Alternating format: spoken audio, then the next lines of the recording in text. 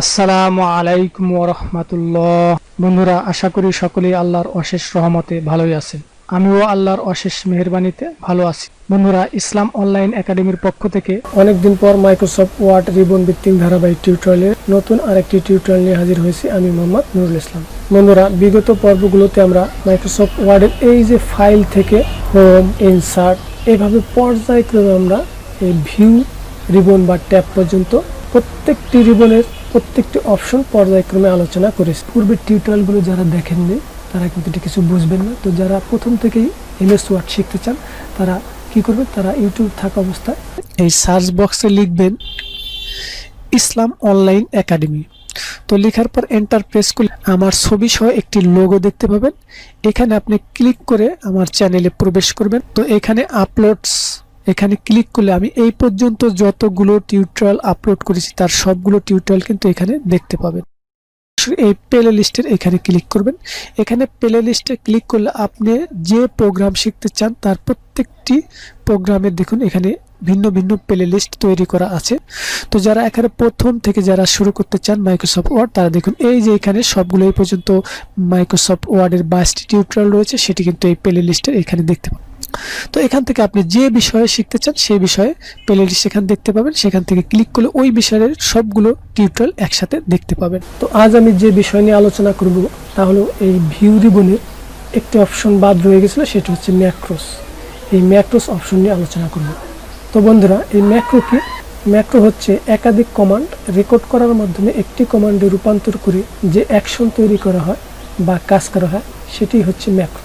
তো আমরা প্র্যাকটিক্যালি করার মাধ্যমে দেখি এটি কিভাবে করা যায়। বন্ধুরা, আমরা যখনই এমএস ওয়ার্ডে কোন নতুন একটি ডকুমেন্ট ওপেন করি তখন আমাদের বাই ডিফল্ট যে ফন্টটি থাকে, দেখুন এই যে এখানে লেখা রয়েছে, আমি এটাকে জুম করে দেখাচ্ছি। দেখুন এখানে লেখা রয়েছে ক্যালিব্রি না ক্যালিব্রি, উচ্চারণ আমার ভুল হলে আপনারা ক্ষমা সুন্দর দৃষ্টিতে দেখবেন। এবং ফন্ট সাইজ রয়েছে 11। এটি হচ্ছে আমাদের বাই ডিফল্ট ফন্ট এবং ফন্ট সাইজ থাকে। এবং আমরা আরও খেয়াল করলে দেখতে পাবো, দেখুন আমাদের এই লেআউটে যদি খেয়াল করি আমাদের এখানে বাই ডিফল্ট যে পেজটি থাকে সেটি হচ্ছে লেটার, এবং এখানে যে মার্জিনটা থাকে তা হচ্ছে সব দিকে দেখুন 1 ইঞ্চি, এবং ফন্ট থাকে ইংরেজি এবং ফন্ট সাইজ আমরা বলেছি কি থাকে। তো আমরা সাধারণত যে কাজগুলো সচরাচর করে থাকি সেই কাজগুলো একটি ম্যাক্রোর মাধ্যমে রেকর্ড করে কয়েকটি কমান্ডের সমন্বয়ে রেকর্ড করার মাধ্যমে একটি ম্যাক্রো দ্বারা অ্যাকশন তৈরি করব, এবং সেটি একটি কমান্ডের মাধ্যমে আমরা ওপেন করলে আমাদের এই কাজগুলো আমাদের হয়ে যাবে একটি কমান্ডের মাধ্যমে। তো আমরা সেই কাজটি দেখব। তো এই জন্য আমাদের যে কাজগুলো আমরা রেকর্ড করব, প্রথমে আমাদের এই জন্য যা করতে হবে সেটা হচ্ছে এই ভিউ মেনু থেকে এই ম্যাক্রোস এখানে ডাউন এরাতে ক্লিক করে দেখুন রেকর্ড ম্যাক্রো। এবার এখানে দেখুন বাটন রয়েছে এবং কিবোর্ড রয়েছে। আমরা এটি বাটনের মাধ্যমে একটি কমান্ড বাটন তৈরি করে রাখতে পারি, তাহলে সেক্ষেত্রে এই কুইক অ্যাক্সেস টুলবারে এখানে দেখা যাবে, এখান থেকে ক্লিক করে আমরা কাজ করতে পারি, অথবা আমরা কিবোর্ড শর্টকাটের মাধ্যমে এই কাজটি করতে পারি। তো আমরা এখান থেকে একটি প্রথমে নাম দিয়ে নেব। তো আমরা এখানে নাম দিলাম, ধরুন অ্যাপ্লিকেশন, তো এই নামটি দিলাম। এবার আমরা এই কিবোর্ডের এখানে ক্লিক করব। এখানে ক্লিক করার পর দেখুন প্রেস নিউ শর্টকাট কি। তো এখানে আমাদের একটি শর্টকাট তৈরি করতে হবে, যে শর্টকাটটি প্রেস করার মাধ্যমে আমাদের এই ম্যাক্রোটি পরবর্তীতে রান করব। শর্টকাটটা আমাদের সেটি তৈরি করতে হবে যেন আমাদের ওয়ার্ডে বাই ডিফল্ট যে শর্টকাটগুলো আছে সেগুলো না হয়, তার ভিন্ন একটি শর্টকাট আমাদের এখানে তৈরি করতে হবে। আমি এখানে কিবোর্ডের অল্টার কি প্রেস করে এ প্রেস করলাম, অ্যাপ্লিকেশনের জন্য আমি এ প্রেস করলাম। এখন এ প্রেস করার পর আমরা দেখুন এই যে এখানে অ্যাসাইনে ক্লিক করব, তাহলে দেখুন এন কারেন্ট কি এখানে আমাদের এই শর্টকাটটা চলে আসছে। এবার এটি আমরা ক্লোজ করে দিলাম। তো ক্লোজ করে দেওয়ার পর দেখুন আমাদের মাউসের আইকনটা এখন কিন্তু যে ক্যাসেটের আইকন ধারণ করছে, অর্থাৎ আমরা এখন যে কাজটি করব সেটি কিন্তু রেকর্ড হবে। প্রথমে আমরা এই আমাদের পেজ সাইজটা আমরা নির্ধারণ করব। এখান থেকে আমরা যেহেতু বাই ডিফল্ট এখানে লেটার থাকে, এখানে আমরা A4 সাইজ করে দিলাম। এবং মার্জিন যেহেতু বাই ডিফল্ট সব দিকে 1 ইঞ্চি থাকে, তো এটা আমরা কাস্টম করে দেবো। ধরুন এখানে আমি কাস্টমে ক্লিক করলাম, টপে আমি হাফ দিয়ে দিলাম, এবং লেফটে আমি 1 থাকলো, রাইটে ধরুন আমি একটু কমাই দিই, আমার নিজের ইচ্ছে মতো আমি করি, আপনি নিজের ইচ্ছে মতো, আপনি এটি শুধু দেখানোর জন্য এই সেটিং আমি রাখলাম। এই অবস্থা আমরা ওকে দিলাম, তাহলে আমাদের এই কাজটি হয়ে গেল।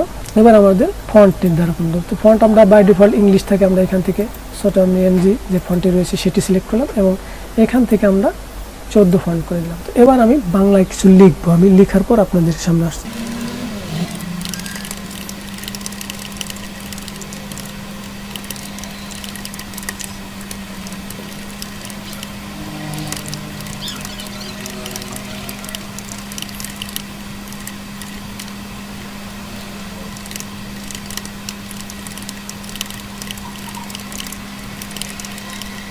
তো দেখুন এখানে আমি একটি ফরম্যাট তৈরি করলাম, আপনার যা ইচ্ছা সেটি আমি কিন্তু এই রেকর্ডিং অবস্থায় কিন্তু আমি লিখছি। তো আপনার যে কাজটি সচরাচর আপনি সবসময় করতে হয় তার একটি ফরম্যাট আপনি এখানে তৈরি করে রাখবেন। তো আমি এই লেখাটুকু লিখলাম, তো আমার কাজ শেষ।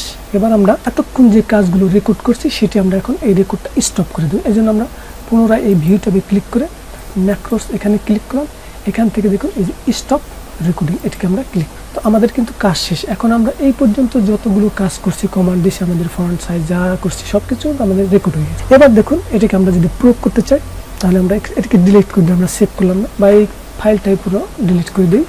তো আমরা এটা ক্লোজ করে দিই, ফাইল এখানে ক্লোজ, আমরা ডোন্ট সেভ, সেভ দিলাম না। তো এবার দেখুন এখানে কিন্তু আমরা নিউ ডকুমেন্ট ওপেন করি, তাহলে কিন্তু আমাদের দেখুন এই যে বাই ডিফল্ট যে ফন্ট সেটিও রয়েছে, এবং এখানে যদি আমরা লেআউটে ক্লিক করি তাহলে দেখুন আমাদের কিন্তু এই যে বাই ডিফল্ট যে লেটার সাইজ, এবং এখানে দেখুন সব দিকে 1 ইঞ্চি রয়েছে। এখন আমরা যে ম্যাক্রোটা অ্যাকশনটা তৈরি করেছি সেটিকে যদি আমরা রান করি, তো রান করার জন্য আমরা কি শর্টকাট দিয়েছিলাম এটা কিন্তু আমাদের মনে রাখ, আমি দিয়েছিলাম অল্টার এ। এখন যদি আমি দেখুন কিবোর্ড থেকে অল্টার কে চেপে ধরে যদি এ প্রেস করি তাহলে দেখুন আমি যে ফরম্যাটটা তৈরি করেছিলাম অটোমেটিকলি কিন্তু সেই ফরম্যাটটা এখানে চলে আসছে।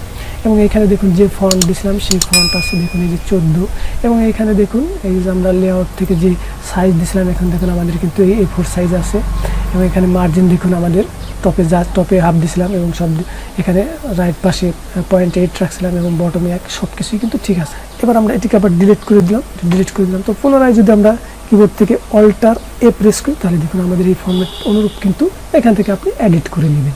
বলতে পারেন যে এটা তো ওয়ার্ড ডকুমেন্টে আমরা এটা লিখে রাখতে পারি, একটা ফরম্যাট তৈরি করে লিখে রাখতে পারি, তো এর জন্য আমাদের কেন ম্যাক্রো করতে হবে? আসলে এটা অনেকভাবে অনেক কিছু করা যায়, এর চেয়ে সহজভাবে অনেক কিছু করা যায়। যেহেতু এখানে ম্যাক্রো অপশনটা রয়েছে, ম্যাক্রো অপশনের কি কাজ সেটি বোঝানোর জন্য আমরা এই কাজটি করলাম। তো বন্ধুরা আরেকটি উদাহরণের মাধ্যমে আমরা আরেকটি ম্যাক্রো তৈরি করে দেখি। তো দেখুন আমরা যখন নতুন কোনো ডকুমেন্ট ওপেন করতে তখন এখানে দেখুন ইংলিশ হচ্ছে, তো অনেক ক্ষেত্রে আমাদের ইংলিশের পরে আবার বাংলায় কথা, সেক্ষেত্রে আমরা কি করি, সেক্ষেত্রে আমরা এখান থেকে বাংলা ফন্ট আবার সিলেক্ট করতে, এবং এখান থেকে আবার কিবোর্ড আমাদের চেঞ্জ করতে হবে, কন্ট্রোল অল্টার ভির মারতে, এরপর আমাদের লিখতে হবে বাংলাদেশ।